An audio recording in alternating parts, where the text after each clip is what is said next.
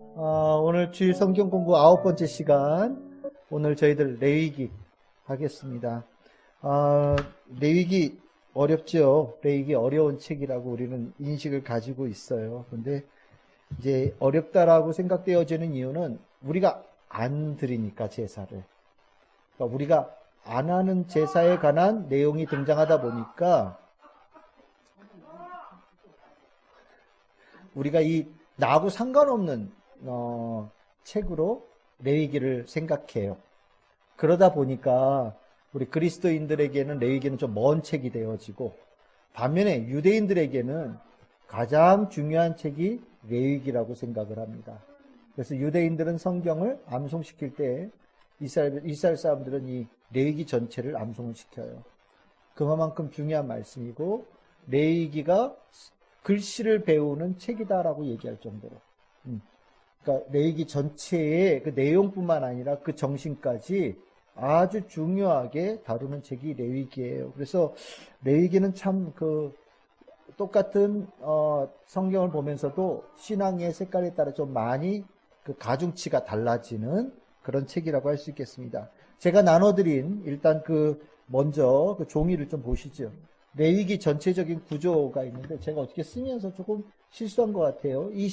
26장까지 했는데 전체 27장까지거든요. 27장을 안 적었어요.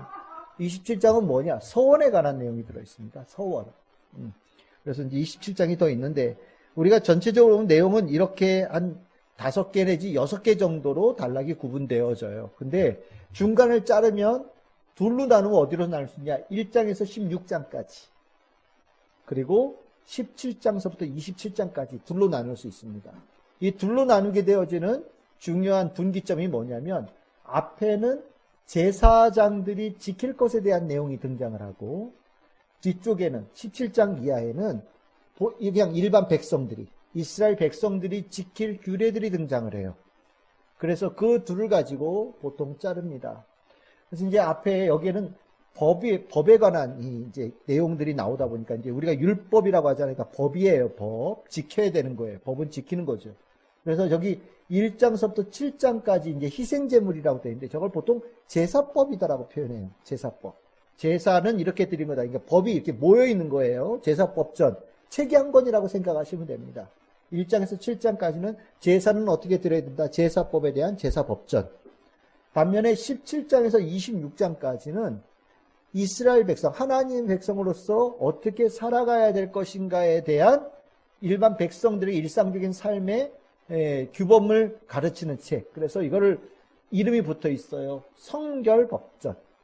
성결법전. 그러니까 레위기에는 2개의 법전이 크게 있다고 보시면 됩니다. 앞에는 제사법전이 있고요. 저 뒤쪽에는 성결법전이 있다라고 보시면 돼요. 성결법전이라고 하는 이제 이 법전은 아마 따로 독립되어져 있는 책이 아니었느냐라고 얘기할 정도로 조금 이렇게 그 내용이 좀 구별이 확실하게 되어지는 책이다라고 보통 얘기를 합니다. 그래서 이제 이 의도적으로 이 제사 드리는 것과 이 성결을 이스라엘 백성들, 예배와 성도의 삶을 레위기 안에다 이렇게 2개를 묶어놨어요. 그러니까 이 얘기는 제사와 평상시의 삶이 직접적으로 연관이 되어진다라는 걸 얘기하는 거예요.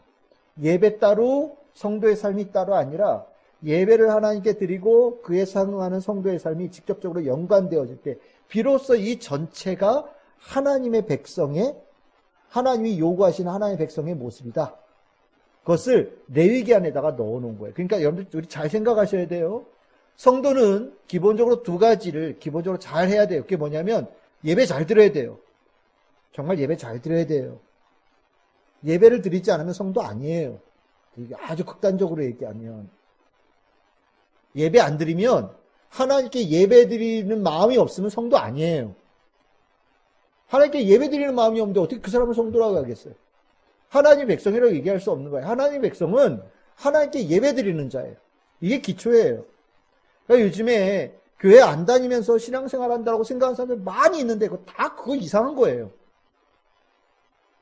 나는 교회 안 다니지만 하나님 믿어요. 그건 표현이 이래죠. 그건 자기 생각이에요.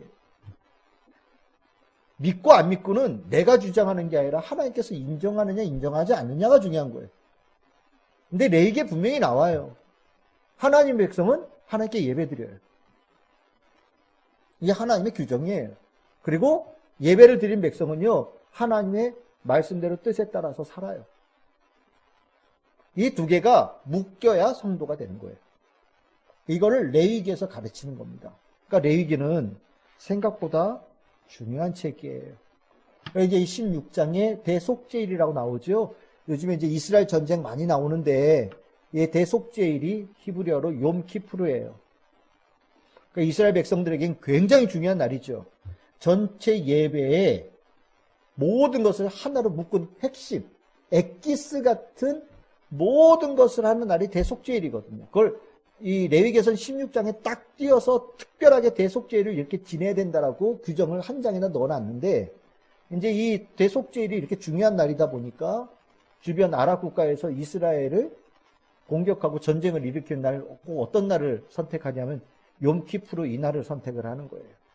이스라엘 백성들이 하나님께 대속죄일로 예배 드리는 날 전쟁을 일으키는 거예요. 요번에도 똑같았죠.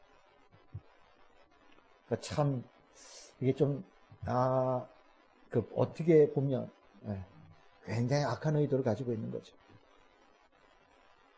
하나님께 예배를 드리겠는 특별하게 구별되어진 날 누구는 가장 것이 약한 부분이라고 생각을 하는 거예요.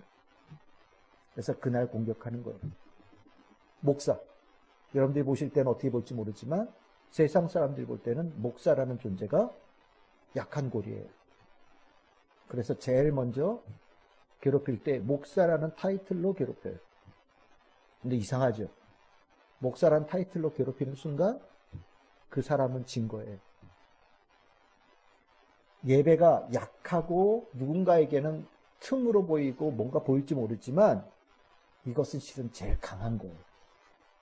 우리가 예배 드리는 이 자리가 누가 볼 때는 가장 무의미한 시간이고 귀찮은 시간이고 재미없는 시간이라고 보일지 모르지만 이 예배 시간이 실질적으로 제일 강한 시간이에요.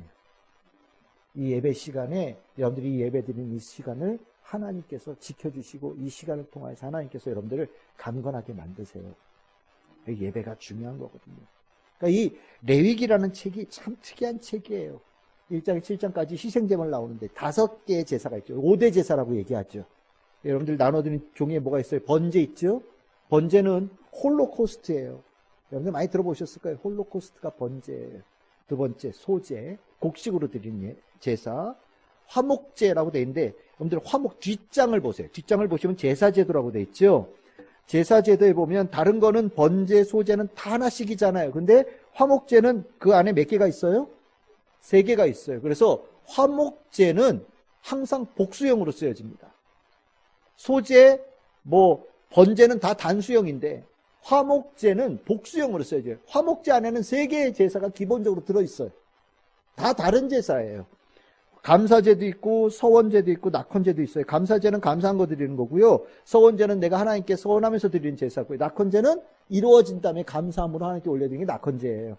제사마다 좀 달라요. 조금 다른데 어쨌든 이 모든 것들에 있어서 기본적으로 이 화목제를 묶어서 얘기한다면 이거는 잔치자리예요. 잔치자리. 하나님께는 감사함으로 이렇게 연기만 좀 피워드리고 나머지 다 고기는 다 백성들이 같이 나눠 먹는 거예요. 잔치를 베푸는 게 화목제예요. 화목제는 복수형이에요. 그 다음에 속죄제하고 속건제는 문제가 일어난 것에 대한 해결의 도구로서 주시는 제사예요. 속죄제는 죄에 관한, 내가 죄를 지은 거에 대한 제사고요. 그래서 죄를 지우는, 삭제하는 그런 역할을 하는 제사고, 속건제는 어떤 사건에 대해서 내가 누군가의 상해를 입혔거나 누군가의 재산에 피해를 입혔을 때 거기에 대해서 보상하는 그런 거를 하는데 우리는 어떻게 합니까? 돈 주면 되잖아요. 근데 이스라엘 백성은 그렇잖아요. 하나님께 먼저 그 부분에 대해서 예배를 드리는 거예요. 그리고 이게 내가 뭔가를 나쁜 일을 저질렀을 때 사람한테만 피해를 준 게 아니라 하나님께 대해서 내가 범죄한 거라고 생각을 하는 거예요. 그래서 하나님께 속건제사를 드리고 내가 피해를 준 사람에게 가서도 뭔가 하는 거예요. 여러분들 이거 되게 중요한 거예요. 이게 하나님의 백성답게 살아갈 수 있는 기본적인 틀이 이것들이 잘 돌아가는 거예요. 번제는 항상 드리는 거예요. 모든 것에 기본적으로 껴있는 제사예요. 모든 것은 다 하나님께 주신 겁니다라고 기본적으로 껴있고 거기에 속죄제가 붙기도 하고 속건제가 붙기도 하고 하는 거예요. 그러니까 번제는 기본 제사예요. 기본 제사에 소제도 붙고 거기에 속죄제도 붙고 속건제도 붙는 그런 역할을 한다. 그래서 이걸 보통 5대 제사라고 하죠. 그럼 성경에 보시면 이제 헷갈리는 게 뭐냐면 화제다, 불로 태워드리는 제사다라는 얘기가 계속해서 나와요. 그게 뭐냐면 이 예배를 이제 번제를 드리는데 번제는 어떻게 드리는 제사냐? 불로 태워드리는 제사다. 이런 의미를 가지고 있는 거예요. 그러면 제사 중에 불로 태워드리지 않는 제사가 있냐? 있죠. 소제. 소제는 태워드리기도 하지만 하나님께 이렇게 집어넣고 흔들기도 해요. 예? 그래서 이걸 거제라고 그래요. 그러니까 이제 하나님께 드릴 때 이거는 하나님께 올려드리는 겁니다. 올려드리고 예를 들어서 제사장이 그걸 먹는다든지 이런 걸 올려드리는 제사도 있어요. 이게 제물로 이렇게 드리는 방법으로 이걸 거제. 그리고 이제 이 포도주도 하나님께 주신 축복입니다라고 해서 이제 하나님께 예물로 올려드리는데 이 예물은 어디다 담아서 드릴까요? 잔에다 담아 드리잖아요. 그래서 포도주를 뗄 땐 전제. 이게 포도주 잔에다 넣어서 올려드린다고 해서 전제예요. 거의 대부분의 제사는 다 화제예요. 불로 태워드리는 제사인데 불로 태워드리는 제사 말고도 거제나 요제, 흔드는 것도 있어요. 이렇게 소리 내는 거. 바구니에다 그렇게 소리 내는 거예요. 그럼 요제. 그리고 잔으로 드리는 전제도 있어요. 하지만 거의 대부분은 화제지요. 그러니까 번제는 무슨 제사다? 화제로 드리는 제사다. 이렇게 표현되어지는 거예요. 그러니까 여러분들 제사와 제사를 드리는 방식에 대해서 표현하는 것이 헷갈리시면 안 돼요. 예? 5대 제사, 번제, 그 다음에 여기 소제, 화목제들, 그 다음에 속죄제, 속건제 5개의 제사가 있고 드리는 방식은 화제, 거제, 요제, 전제가 있다. 예? 이건 방식이에요. 방식이에요. 헷갈리시면 안 돼요. 성경 읽으면서 이게 되게 헷갈리거든요. 야, 조금 전에 번제라고 들었는데 또 화제로 드리라는 것도 뭐야? 막 이렇게 들게 되는데 이게 방식을 얘기하는 거예요. 그렇게 이해하시면 앞에 읽기가 훨씬 더 쉬워집니다. 어쨌든 레위기는 이렇게 제사에 관한 내용과 삶에 관한 내용이 기본적으로 들어있는데 이제 이거를 레위기의 오늘 전체 내용을 볼 건 아니에요. 한번 가서 읽어보시고 레위기를 도대체 어떻게 읽어야 되느냐? 레위기를 어떻게 읽어야 되느냐가 중요한 거예요. 우리가 레위기는 하나님의 말씀을 선포하는 책이다. 이걸 제가 왜 이렇게 이 의미가 뭐냐면 우리가 이제까지는 하나님의 말씀, 이야기, 이런 것들에 대해서 가지고 얘기를 했잖아요. 근데 레위기는 거의 대부분이 다 법에 관한 거거든요. 그러니까 이 법을 도대체 이걸 우리가 어떻게 이해를 해야 되지? 이걸 규정을 이해하라고 주신 책인가? 철저하게 지키라고 머릿속에 암기하라고 주신 책인가? 라고 받아들일지도 모르겠는데 그게 아니라 하나님은 법을 통하여서 말씀하고 있는 거예요. 법의 그 내용, 법의 목표, 그 법 정신이라고 하는 거 있잖아요. 그 법 정신 안에 하나님의 뜻이 담겨 있어요. 그러니까 번제를 드리라고 하는데 번제의 규정이 뭔지가 중요한 게 아니라 번제가 어떤 의미를 가지고 있는지가 중요한 거고 우리가 하나님께 예배를 드릴 때 번제를 드리는 마음을 가져야 된다는 것이 더 중요한 거예요. 이해가 되십니까? 여러분들 우리가 소제를 드려라 곡식을 이렇게 드린단 말이죠. 곡식을 드릴 때 하나님께 이 곡식을 바치라고 하는 건 도대체 무슨 의미를 가지고 있는가? 이 소제를 하나님께 드릴 때는 어떤 마음을 원하시는 것인가? 이 소제를 드리면서 하나님께서 이스라엘 백성에게 어떤 삶을 원하시는 것인가? 이런 거를 이해하면서 읽어야 된다라는 거예요. 그러니까 규정을 외우는 게 중요한 게 아니라 그 안에 있는 의미가 훨씬 더 중요하다. 그래서 마치 법률학자처럼 이 법의 의미는 뭐냐? 여러분들 법학 가면 이런 거 배우거든요. 법의 의미가 뭐냐? 이제 이런 것들을 우리가 제사나 이런 걸 보면서 규정에 얽매이지 말고 모든 것을 다 태워서 드려야 돼. 이게 기본이래. 그럼 내가 하나님께 내 삶의 모든 것들을 오늘 예배에 다 올려드리는 마음으로 내가 예배 드려야지. 하나님께서 그걸 원하시는 거야. 예배를 내 머릿속부터 발끝까지 속과 겉에 모든 것들을 다 하나님께서 원하시는 거야. 온 삶이 다 예배가 되기를 원하시는 거 그런 걸 느껴. 그게 맞아요. 그렇게 읽으시면 된다라는 거예요. 그러니까 이렇게 읽으면 레위기가 재미없는 책이 아니에요. 제사법은요, 일종의 하나님의 뜻을 하나의 형식 안에다가 집어넣으시고 그 형식을 통해서 많은 것들을 표현하시는 중요한 수단인 거예요. 이해가 되십니까? 우리가 성찬식 하잖아요. 성찬식이 뭐 와서 떡도 먹고 포도주스 먹잖아요. 근데 이 안에는 정말 많은 의미가 들어있잖아요. 예? 그럼 성찬식을 하면서 그 안에 더 깊고 풍성한 의미를 우리가 이해하는 것처럼 제사법 하나하나에도 다 그런 의미가 들어있는 것으로 이해하고 성경을 읽을 수 있으면 너무너무 좋겠다. 예, 이해되셨죠? 그리고 이제 두 번째는 뭐냐면 제사를 하나님께서 요구하시는데 이 안에는 제사를 요구하시는 가운데 안에는 하나님께서 이 제사를 통해서 기본적으로 깔고 있는 세계관이 있어요. 그게 뭐냐면 여러분들 제사는 굉장히 이렇게 엄격하게 규칙적으로 돌아가잖아요. 예? 뭘 해야 되고 뭘 해야 되고 뭘 해야 되고 굉장히 규칙적이고 질서가 잡힌 모습이 나온단 말이죠. 그 이 질서가 뭐냐면 기본적으로 창조 신학이 들어있어요. 하나님께서 우리가 여러분들 제가 출애굽기 하면서 말씀 안 드렸었는데 나중에 말씀드릴 때가 있겠죠. 성막 있잖아요. 성막을 보면 굉장히 대칭적이고 굉장히 질서 있게 잡혀 있거든요. 이 성막이 하늘에 있는 성전의 모형이다라고 얘기를 해요. 하나님에 있는 하나님의 집에 일종의 이 땅에 그것을 현실하는 그 모형이다. 그러니까 이 성막을 보면서 우리가 성막이 막 지저분하고 삐뚤삐뚤하고 막 어지럽혀져 있다. 그러면은 실은 하나님의 뜻하고는 어울리지 않는 거예요. 하나님은 굉장히 질서의 하나님이시거든요. 뭐가 딱 떨어지는 거예요. 뭔가 규칙적이고요. 뭔가 잘 운영되어지는 그런 것의 뜻을 가지고 계신 하나님이에요. 어떻게 하냐고요? 창세기 1장 보세요. 하나님께서 천지를 창조하실 때 얼마나 똑부러지게 창조하셨는지. 첫째 날, 둘째 날, 셋째 날, 그리고 규칙적으로 심히 보기 좋았더라 딱 맞추고, 그치요? 저녁이 되고 아침이 되고. 그 얘기가 똑같이 반복되어지면서 가잖아요. 이게 하나님의 창조의 스타일이거든요. 그러니까 여러분들 교회 이렇게 보시면서 교회가 이렇게 깨끗하고요, 정결하고요, 질서가 잡힌 모습이 굉장히 중요해요. 이게 하나님의 품성하고 어울린 거예요. 그것이 제사법 안에 그대로 들어있다라는 거예요. 제사법 안에는 하나님께서 이 창조의 질서, 굉장히 질서 있게 창조하신 그 기본적인 세계관이 들어있고 그 세계관을 표출하는 자리가 바로 제사 안에 들어있다라는 것을 이해하셔야 되는 거예요. 그래서 그 조화 질서가 유지되면서 만물이 번성하게 되어지고 만약에 질서가 깨지면 혼돈이 일어나는 거예요. 인생의 삶에서 혼돈이 일어날 때 언제냐? 예배 시간, 예배를 건너뛸 때예요. 예배가 무너지면 삶의 질서가 깨지는 거예요. 삶의 자리와 시간의 규칙을 잡는 거는 직장 생활이 아니라 하나님 앞에 드려지는 시간이 기본적으로 깔려 있는 거예요. 이게 규칙의 틀이에요. 거기에 내 일상적인 삶이 나머지 시간을 차지하는 거예요. 내가 일상적인 삶을 먼저 잡아놓고 거기에 시간 남은 예배 드리는 스타일로 되어지면요, 그거는 전후가 바뀐 거예요. 하나님은 그러한 삶을 질서 있는 삶이라고 인정하지 않으십니다. 이건 제 얘기가 아니에요. 성경의 말씀이에요. 그것이 질서를 원하신다는 게 제사법 안에 기본적으로 깔려 있다는 거죠. 이게 창조의 질서예요. 그러니까 만약에 예배가 무너지면 삶이 무너지는 거예요. 이스라엘 백성들이 살면서 수없이 경험한 거예요.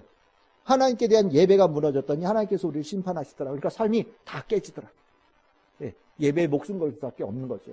두 번째, 그렇게 제사 안에 그 질서의 하나님의 창조의 질서가 제사의 그 규칙적인 틀 안으로 표현되어지는 것뿐만 아니라 두 번째는 제사는 어그러진 세상의 모습을 다시 질서 있는 모습으로 회복시키고 치료하는 능력도 제사 안에 기본적으로 들어있다라는 거죠. 그러니까 우리가 여기서 예배를 드리는 건요, 우리가 예배를 드리는 것뿐만 아니라 이 죄악되어진 세상, 어그러진 세상에 하나님께서 이 예배를 통하여 은혜를 베푸시는 중요한 통로가 되는 거예요. 이 땅에 예배가 하나님께 드려짐이 멈추지 않는 한 이 땅은 하나님께서 늘 긍휼하게 여기시고 은혜를 베푸시는 축복의 땅으로 되어져 가는 거란 말이죠. 그래서 우리가 코로나 시절에 예배 드리는 것에 대해 나라가 막을 때 목사님들이 그렇게 강렬하게 반발한 거예요. 니들이 생각할 땐 사람들이 모여서 있는 곳이 예배라고 보일지 모르지만 예배의 자리는 그렇지 않다라는 거죠. 이 예배의 자리는 이 땅에 병을 만드는 자리가 아니라 예배의 자리는 이 땅을 치유하는 역사, 회복의 역사가 일어나는 자리다라고 목사님들은 강력하게 주장하는 거예요. 성경에 기반하여서. 그래서 병든 세상에 더 예배가 필요하다. 전쟁터에 그 어떤 것보다 예배가 필요하다. 사회가 무너지고 서로 싸우는 그 자리에 그 어느 것보다 예배가 중요하다라고 주구장창 주장하는 이유가 바로 여기에 있는 거예요. 여러분들도 동의할 수 있기를 바랍니다. 예배의 자리가 싸움의 근원이 되어지고, 예배의 자리가 전쟁의 근원이 되어지고, 분열의 근원이 되어지고, 병의 근원이 되어지면 안 되는 거예요. 예배의 본질 자체를 잊어버린 거예요. 예배는 그렇지 않은 거예요. 하나님께서 그래서 예배를 통하여 주시는 거죠. 여러분들 천지창조가 7개지요? 출애굽기 25장에서 31장까지 7개의 계명으로 구성되어 있다고 얘기합니다. 크게. 그것이 40장에 이제 그 하나님께 순종하겠다고 두 번 이제 순종하겠다고 서약할 때 7개가 나온다고 그러거든요. 그러니까 이 7이라는 숫자가 선지창조부터 제사법 안에 굉장히 중요한 숫자로 나와요. 7이라는 숫자가 계속 반복되어집니다. 그 7이라는 숫자와 10이라는 숫자가 계속 반복되면서 하나님께 질서 안에서 이것을 이루었다는 것을 얘기를 하고, 출애굽이 끝날 때 성막이 완성됐잖아요. 그럼 성막 뭐 하려고 하나님께 주셨냐? 레위기로 들어가는 거예요. 뭐? 예배. 하나님께 예배를 드려서 창조 질서가 퍼져나가는 곳, 어그러진 세계가 다시 창조의 질서로 회복되어지는 곳. 그러다 보니까 이 성막은 하나님께서 이 땅에 하나님의 능력을 나타내실 중심지가 되어지고, 예배도 그 역할을 하는 것이다. 이게 레위기 안에 있는 기본적인 성격이라는 거예요. 그 다음에 그러다 보니까 이제 제사와 창조 질서는 밀접하게 연관되어져 있다. 꼭 기억하셔요. 예? 제사법을 볼 때 뭘 떠올려야 된다? 창세기 1장을 떠올리면 된다. 창조 질서와 밀접하게 연관되어 있다. 내가 예배를 아름답게 잘 드리고 있다? 내 삶 안에 창조 질서가 원활하게 돌아가고 있는 축복되어진 삶이다. 내가 하나님께 예배 드리면 뭔가 요즘에 이상하다? 내 안에 창조 질서가 깨지고 있고 파괴되어져 있고 하나님께 심판받아서 에덴 동산에 쫓겨나는 그러한 삶을 살아가고 있는 거다. 이해하시면 돼요. 아주 간단하게. 예배와 창조 질서, 축복은 깊이 연관되어져 있다는 것을 성경에서 분명하게 얘기하고 있는 거예요. 그만큼 예배가 중요하게 되는 거죠. 세 번째, 아까 이상적인 상태로 회복시키는 일에 굉장히 중요한 역할을 하는 것이 예배다. 예배 드리는 자들이 이 세상의 하나의 기준인 거예요. 어그러지는 세상 속에 기준이 없잖아요. 다들 지들이 옳다라고 얘기하는 세상 속에 세상의 올바름이라는 게 있는 거예요. 그 올바름의 자리가 어디예요? 성막, 그리고 무엇을 할 때? 예배를 드릴 때. 그러니까 예배 드림은 세상에서 가장 올바른 자리예요. 하나님께서 원하시는 가장 올바른 자리가 예배의 자리예요. 그 올바름에 여러분들이 함께하고 있는 거예요. 축복이 안 될래야 안 될 수가 없는 거죠. 이거를 레위기 안에서 얘기하고 있는 거다.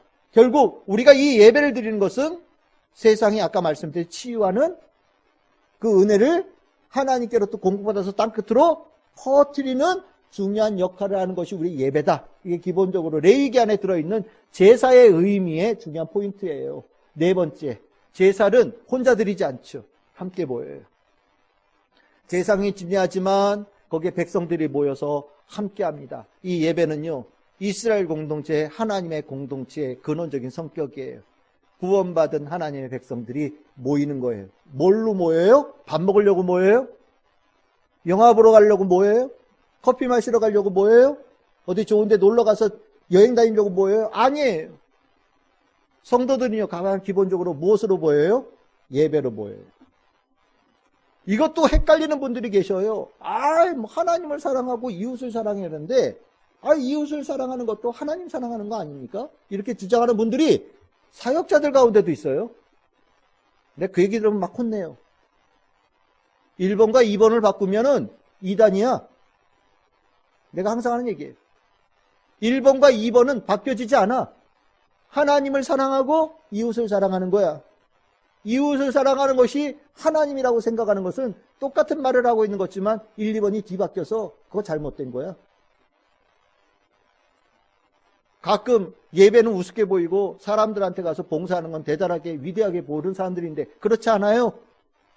예배 드리는 자의 그 하나님의 축복되어진 마음을 가지고 사람들에게 하나님의 사랑을 나눠주는 거지, 내가 가진 특별한 사랑을, 내가 대단한 그 사랑을 사람들에게 나타내면서 우쭐하고 이건 하나님께 하는 거예요, 하나님께서 영광 받으세요 라고 얘기하는 거는 앞뒤가 안 맞는 거예요. 그거는 교만이에요. 그래서는 안 돼요. 예배를 통하여서 만난다. 그래서 이 예배를 같이 드리면서요, 깨닫는 거예요. 알아가는 거예요. 우리가 신앙의 공동체를 만들어가고 이 신앙의 공동체가 하나님의 일을 이루어내는 중요한 단위가 되어지는 거예요. 다른 말로 표현하면 너희들이 어디에 흩어져 있던 간에 예배를 드리는 자가 되어지면 그곳에 하나님의 나라, 하나님의 공동체를 하나님께서 세워주신다라는 거예요. 이거 졸리지만 졸치면 안 돼요. 네, 조시면 안 돼요.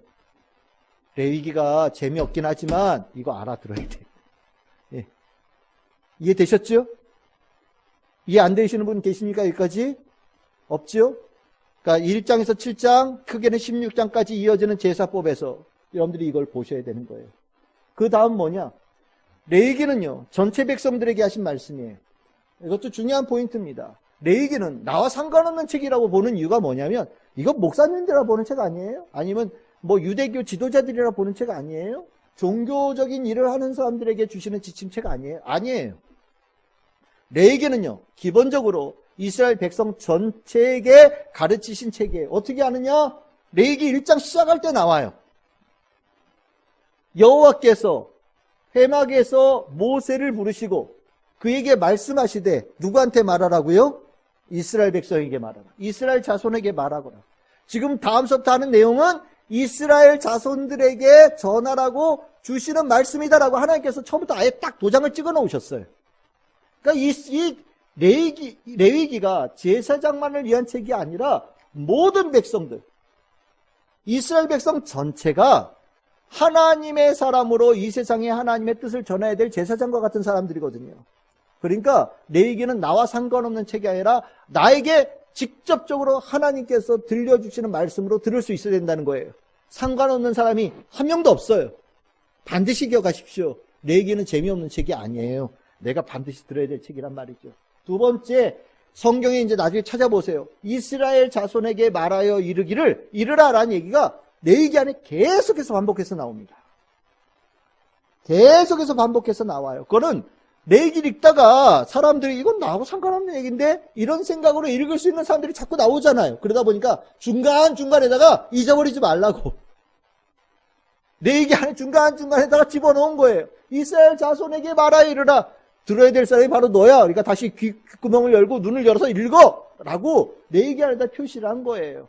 여러분들 레위기 전반에 이 10개의 계명이 나온다라고 묶어서 얘기를 하거든요. 그 앞에 5개 희생제사, 뒤에 게는 이제 부정함에 대한 뭐 동물사체, 출산, 피부병 뭐 이런 거 쭉 나오는 10개의 계명들이 있다라고 학자들이 얘기를 하는데, 이 10개의 계명들이 전부 다 처음에는 이렇게 볼 때 이건 제사장들만 알면 되는 거 아닌가라고 보지만 그렇지 않아요. 이게 전부 다 이스라엘 백성들이 다 알아야 될 말씀이고 실질적으로 이스라엘 백성들에게 하신 말씀이에요. 그래서 제사를 드릴 때 여기서 목사님 설교, 예를 들어 목사 설교하고 여기 찬양 인도하고 할 때 그냥 이렇게 구경하면서, 여러분들 큰 교회 가면 예배를 드릴 때 저기서 구경하는 분들이 계시거든요. 앞에 찬양할 때 얼마나 노래를 잘하나 이렇게 듣고, 오늘 목사님 설교를 들으면서 오늘 목사님이 얼마나 웃기나 이렇게 듣기도 하고, 앞에서 무용이나 뭐 이런 거 보면 아유 춤을 얼마나 잘 추나 보자 뭐 이러면서 보는 경우들도 있단 말이죠. 이건 다 잘못되어진 예배의 자예요. 같이 하는 거예요. 말씀을 전할 때 여러분들과 제가, 그 설교는 제가 하지만 여러분들과 주거니 받거니 함께 하는 거예요. 제가 하는 말에 여러분들이 호응하고, 여러분들이 느낀 바를 눈빛으로 저한테 전하고, 저는 하나님께 주신 말씀을 저한테 전하고, 찬양도 우리 함께 하는 거예요. 찬양 인도자가 있는 거는 아니라 인도자가 노래 다 부르고 우리를 함께 부르는 거예요. 다 함께 하는 거예요. 이게 기본적으로 들어있어요. 이 레위기 안에도 기본적으로 그것을 요구한다라니까 여러분들 예배에 적극적으로 참여하시기를 바랍니다. 아셨죠? 예, 중요한 거예요.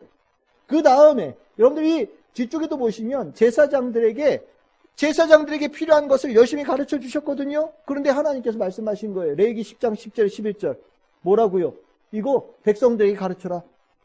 제사 어떻게 드리는지, 번제 어떻게 드리는지, 속죄제 어떻게 드리는지 열심히 가르쳐 주셨어요. 그래서 뭐라고 그래요? 백성들에게 가르쳐라. 결국 레위기 전체는 이스라엘 백성 전체를 위한 책이다. 그러니까 여러분들하고 직접적인 연관이 있는 책이다. 이렇게 읽어야 된다. 기억하셔요. 세 번째요. 레위기는요, 하나님께서 이 예배를 통하여서 우리에게 실질적으로 예배를 어떻게 드려야 되는지를 가르쳐주는 실용적인 책인 동시에 여기 이상적이라고 표현했지만 이걸 어떻게 하면 치료하는 책이에요. 실질적으로 문제가 있을 때 문제의 해결을 어떻게 해결함을 받아야 되는지에 대한 내용이 들어있는 책이 레위기라고 이해를 하셔야 됩니다. 여기 레위기 안에는 예배 어떻게 드려야 되는지 아주 실용적으로 나와 있죠. 그렇죠? 아주 꼼꼼하게 나와 있단 말이죠. 그러니까 우리가 예배를 드릴 때 어떤 마음으로 어떤 식으로 어떤 절차로 드려야 되는지를 아주 실용적으로 구체적으로 필드 매뉴얼이라고 할 정도로 매뉴얼이 아주 정확하게 나와 있어요. 하지만 이것으로 끝나지 않는다라는 거죠. 예배를 통해서 하나님께서는 예배 안에 너희들이 죄의 문제가 있냐? 죄의 문제를 해결할 수 있는 길을 알려주셔요. 무엇을 통해서 해결한다고요? 예배요. 이게 중요한 거죠. 여러분들, 예배는요, 어떻게 보면 이렇게 표현할지 모르겠어요. 만병통치약이에요. 진짜예요. 죄라고 하는 범주 안에는 굉장히 다양한 것들이 들어있거든요. 삶에 고통을 일으키고 어그럽지 만들고 고민하게 만들고 문제를 일으키는 수많은 것들이 죄라는 단어 속에 들어있어요. 그런데 그 죄에 대해서 여기가 아프면 저렇게 해결하고 저기가 아프면 저렇게 해결하는 얘기를 하시지 않아요. 뭐 하라고 얘기합니까? 너희들이 병에 걸렸냐? 죄에 걸렸냐? 뭐 하라고요? 예배 드려라. 다른 사람과의 관계에서 문제가 생겼냐? 그럼 뭐 하라고요? 예배 드려라. 결국 예배가요, 우리들의 삶을 건강하게 회복시키는 거예요. 결국 예배가 제대로 돌아가고 건강하게 유지되어지는 성도는요, 하나님께서 여러분들에게 원하시는 가장 건강한 삶이 유지되어진다라는 거죠. 이것이 레위기 안에 들어있는 하나님의 뜻이에요. 그래서 이 레위기의 예배가 뭐냐? 하나님께서 부르시죠. 예배로 부르시는 거예요. 예배는 부르심이에요. 왜 부르시냐? 축복하시려고요. 예배를 통해서 하나님께서 약속을 주시려고 부르시는 거예요. 예배는요, 우리가 단순하게 예배를 드리면서 끝나지 않아요. 예배를 드리고 나면 이 안에 의로움의 마음이 채워져요.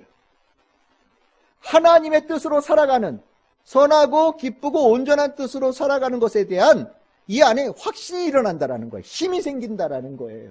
그래서 그 힘을 가지고 나가 살아라! 라고 얘기하는데 그게 뭐냐? 17장에서 26장에 나오는 성결법정의 내용이 그 내용이라는 거예요. 그러니까 예배를 통해서 우리는 힘을 얻는 거예요. 하나님 백성답게 살아갈 수 있는 힘을 얻는 거예요. 그래 하나님 백성답게 살아가는 게 뭔데? 라고 얘기할 때 19장 2절 성결법전이라고 하는 이름이 붙여진 이유가 바로 이것 때문에 그래요. 너는 이스라엘 자손의 온 회중에게 말하여 이르라. 너희는 거룩하라. 이는 나 여호와 너의 하나님이 거룩함이니라. 거룩하라 라는 이 이름 때문에 19장에서 26장까지를 성결법전이라고 얘기를 하는데 실질적으로 여러분들 내용을 들어가서 읽어보면 거룩에 대한 내용이 많지 않아요. 굉장히 일상적인 내용의 부정에 관한 내용들을 해결하는 방법들이 굉장히 많이 나오거든요. 그러니까 이걸 이렇게 하시면 돼요. 하나님의 백성답게 살아갈 수 있는 건강한, 하나님께서 우리를 건강한 삶으로 만드신 내용이 레위기 뒤쪽에 나온다. 예배 드리는 자가 그렇게 살 수 있도록 힘을 얻게 하시려고 레위기 예배로 부르신다. 이것이 레위기의 내용이다. 세 번째, 왜 예배로 부르시느냐? 우리가 개약의 공동체와 그리고 예배의 공동체로 하나님께서 세워지기를 원하셔서 그래요. 이거 중요합니다. 이스라엘 백성들이 시내산을 출발해서 가나안 땅에 갈 때 두 가지 성격을 가지고 있어요. 잊어버리지 말아야 될 것. 첫 번째는 너희들 하나님과 계약 맺었다는 거 절대 잊어버리면 안 된다. 그러면 너희들 망한다. 두 번째는 너희들이 하나님께 언제나 예배드려야 되는 공동체라는 거 잊어버리면 안 된다. 그러면 망한다라는 거예요. 이 두 가지의 정체성만 가지고 있으면 어디를 가든지 오케이. 근데 둘 중에 하나라도 없으면 너희들 망하는 줄 알아. 결국 이 두 가지가 우리 안에 얼마만큼 확실하게 들어있느냐가 삶의 성패를 나누는 관건이라는 거죠. 이 레위기 안에 들어있는 중요한 포인트예요. 그게 예배입니다. 그래서 이것이 다 되어지면 하나님께서 축복을 위해서 예배로 부르시고, 그치요? 하나님께서 이 예배, 하나님 백성답게 살아갈 수 있는 힘을 주시기 위해서 예배로 인도하시고, 예배를 통하여 하나님 백성의 성패가 좌우되어지는 축복을 주시어 부르셨단 말이죠. 결국 그게 어디로 연결되냐면 출애굽기에서 말하고 있는 제사장 나라, 제사장의 사명을 감당하는 이스라엘 백성을 만드는 그 모든 것들이 레위기 안에 내용이 등장한다라는 거예요. 그러니까 레위기와 출애굽기는 아주 중요한 연관성을 가지고 있죠. 그래서 이제 레위기는 그러면 이제 우리가 어떻게 보게 되느냐 이거예요. 하나님께서 부르셔요. 누구나 하나님 백성 되기를 원하는 사람은 들어라 이거예요. 너희들이 내 백성이 되고 싶냐? 레위기 말씀을 들어라. 들으면 이 말씀을 듣고 이 하나님께서 주시고자 한 말씀을 너희들이 심령에 새기고 살아간다면 누구든지 하나님의 백성이 될 수 있다는 거예요. 그러니까 레위기는요, 재미없는 법전의 책이 아닌 거예요. 우리가 하나님께서 아브라함을 부르셨죠, 그렇죠? 하나님께서 모세를 부르셨죠? 이제는 이 세상 사람들을 부르시는 거예요. 뭘로요? 레위기로. 이해가 되십니까? 우리 이제 신약 성경으로 가면 무엇으로 부르실까요? 예수 그리스도의 복음으로. 그러다 보니까 성경에서 지금 이 레위기 부르신다고 그랬잖아요. 근데 우리는 신약 성경에 가면 예수 복음으로 부른다고 그랬죠? 두 개를 신학 학자들이 연결을 시킵니다. 그래서 요한복음 1장 29절. 예수님이 어떤 분이시냐? 세상 죄를 짊어지고 가시는 하나님의 어린 양이다. 그 어린 양이라는 게 뭐냐? 레위기에 나와 있는 제사법 전체가 예수님이다라고 이해를 해요. 이해가 되셔요? 예수님을 이해하는데 레위기가 굉장히 중요한 책이라는 거예요. 레위기를 이해하고 나면 누가 보여야 된다라는 거예요? 예수님이 보여야 된다라는 거예요. 예수의 복음으로 부르심을 받아서 응답한 자들은요, 레위기를 통해서 하나님께서 부르시는 것에도 응답할 수 있어야 된다라는 거예요. 이해가 되십니까? 그러니까 이 레위기라는 책은 읽어서 밑줄 치고 외우는 책이 아니에요. 내가 하나님 백성 되고 싶습니다라는 하나님의 마음을 가진 자들이 하나님께서 부르실 때 그 부르심에 응답하고 들을 책이 바로 레위기가 되어지는 책이에요. 그러니까 레위기는 하나님 백성 만드는 책이죠. 이렇게 되면 레위기는 쉽게 볼 수 있는 책이 아니에요. 그리고 재미없는 책도 아니에요. 굉장히 중요한 책이 되는 거예요.